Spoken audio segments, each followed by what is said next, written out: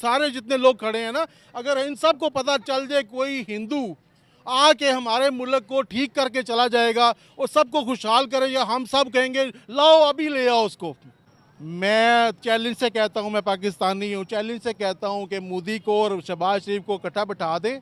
जितना इस्लाम का मोदी को पता होगा इतना शहबाज शरीफ को नहीं पता होगा। ये चैलेंज है। बिल्कुल ऐसा ही है, सही कह रहे हैं, पर हम मानते नहीं है। अस्सलाम वालेकुम सलाम। छोड़ दूं? जी हाँ, तो दोस्तों नमस्ते। आप कैसे हो? आशा करता हूँ आप ठीक रहोगे। मैं भी अच्छा हूँ। इंडियन रैक 500 के इस नए एपिसोड में आपका स्वागत है। आज हम एक वीडियो पे रिएक्शन करने वाले हैं।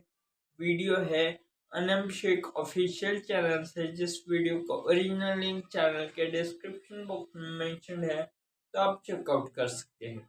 वीडियो बहुत ही इंटरेस्टिंग है क्योंकि वीडियो का टॉपिक है 10,000 सोल्जर्स नियर चाइना बॉर्डर। तो चलिए देखते हैं पाकिस्तानियों का रिएक्शन और उनके व्यूज। तो बिना किसी देरी के चलते हैं पाकिस्तान। मजा आया, और मैं ये जो मजा है हिंदुस्तान के हर व्यक्ति को, चाहे उनका वो एरिया का प्रॉब्लम आ रहा है बीच में, मगर वो फिर भी एक दूसरे से कॉम्प्रोमाइज़ करेंगे, तो वो आपस में ट्रेड करेंगे, हमसे नहीं करेंगे।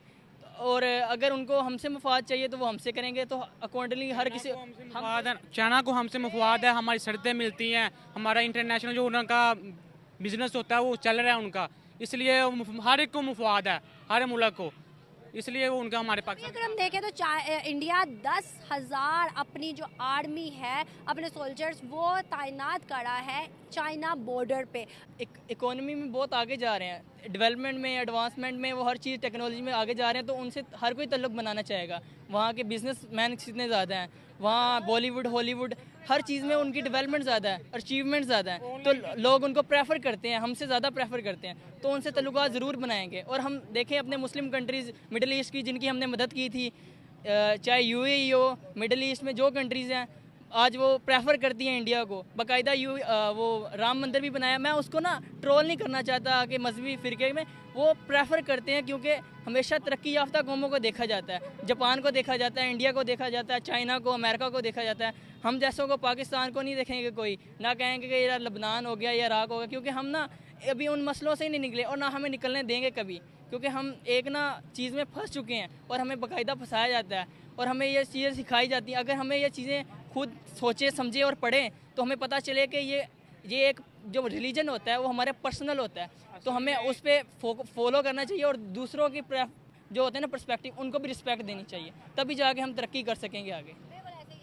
असल में जो हर मुल्क होता है ना, वो अपना सोचता है कि हमारा मुल्क कैसे तरक्की करेगा। अगर दुश्मन भी होगा ना, कहते हैं कि जो बुरा वक्त है ना, गदर कोई बाप बना लो, मुहावरा है ना। उन चाइना ये सोचेगा अगर टिकटॉक है, चाइना का ना टिकटॉक इंडिया में बैन हुआ है, चाइना को बहुत ज़्यादा नुकसान हुआ है, आपको पता होना चाहिए, इसलिए इंडिया को भी नुकसान होता है। चीज़ें आपस में ज़रिए मुबादला। मार्टिन कूपर जो स्मार्टफोन बनाने वाला खुद एक जूस था, थॉमस एडिसन। हम किस किस चीज़ में कहेंगे, हालांकि इस्लाम हमें चीज़ें कहता है कि हम इन्वेंट करें, हमारे इतने इन्वेंशन थी। हम किस चीज़ का बाइट, हम तो सब सारी चीज़ को बाइकाट कर दिया ना हमने, पेप्सी का, सबका, सिर्फ हमें गन्ने का जूस मिलेगा। हर चीज़ बाहर से आ रही है, हम खुद क्यों नहीं बनाते? हमें IMF भी कहता है अपने मुल्क साथियों के वो साइन लेके, दो सऊदी अरब, ईरान के, हमने 19 बिलियन $US हमने चाइना का कर्जा देना है, ईरान का कर्जा देना है, सऊदी अरब का कर्जा देना है। हम स्ट्रेस में हैं, डिप्रेशन में हैं, समझ नहीं आ रही नई यूथ करेगी क्या, और हमें ना तो अपॉर्चुनिटीज़ दी जा रही है कि हम कुछ करें, और बेईमान जितने बेईमान लोग हैं ना, वो हाई लेवल पे होंगे।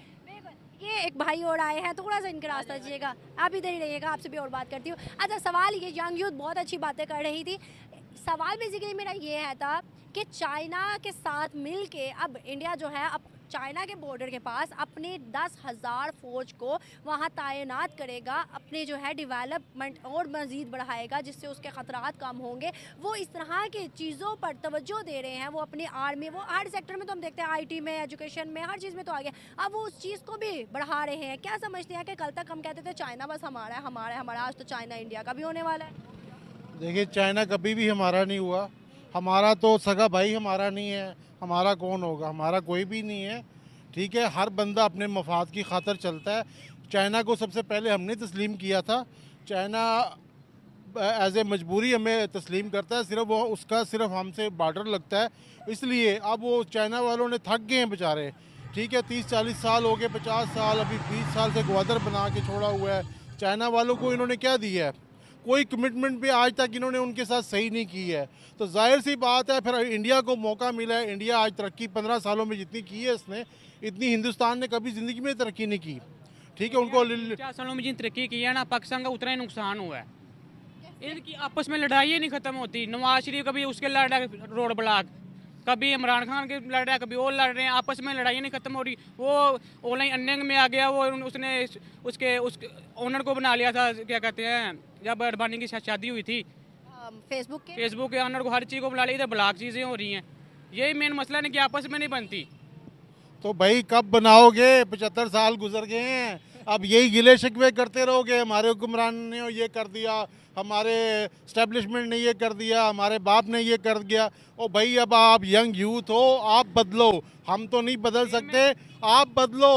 अब देख ले, रमज़ान आ गया, अब रमज़ान आ गया, सेम हुकूमत भी वही आ गई है, ठीक है। और अब महंगाई भी का तूफान भी आ गया। की बात कर लेना, जहाँ हम कहते हैं कि भाई वो हिंदू हैं, हम यहाँ मुसलमान हैं। हम तो खजूर का डेट भी बढ़ा देते हैं एक दिन पहले, हम ईच एंड एवरीथिंग का डेट बढ़ा देते हैं एक दिन पहले। भाई कहा है कि मुसलमान, जब हम लोगों ने अपने ही मुसलमानों को वो चीज़ नहीं देनी, वो सहूलियात नहीं देनी, वहाँ के तो हिंदू फिर रिलीफ देते हैं। इनसे पूछते हैं, क्या मैं सही कह रही हूँ? जी बिल्कुल, आप ठीक कह रहे हैं। आपको याद हो पिछले साल ना एक सेनेटर थे, ठीक है, जहाँ जिन्होंने सेनेट में बयान दिया था कि यार मैं हिंदू हूँ, ठीक है ना, मुझे ये चीज़ शर्म आ रही है कि मुसलमान किस तरह गवारा कर रहे हैं कि यार ये रमज़ान के आते हुए फल सारी चीज़ें महंगी हो जाती है, ठीक है ना। मैं हिंदू हो के ये चीज़ एक्सेप्ट नहीं कर रहा कि यार ये इस तरह होना चाहिए। ये तो अपने लिए मुखलिस नहीं है, ठीक है ना। अब मुसलमानों के लिए होना तो ये चाहिए कि सारी चीज़ें सस्ती होती, रमज़ान के लिए फल वगैरह सारे मामला सस्ते होते हैं, लेकिन वो डबल ट्रिपल महंगे हो जाते हैं। हम नहीं करते, वो बाहर के मुल्क में दूसरे मजहब के लोग करते हैं मुसलमानों के लिए।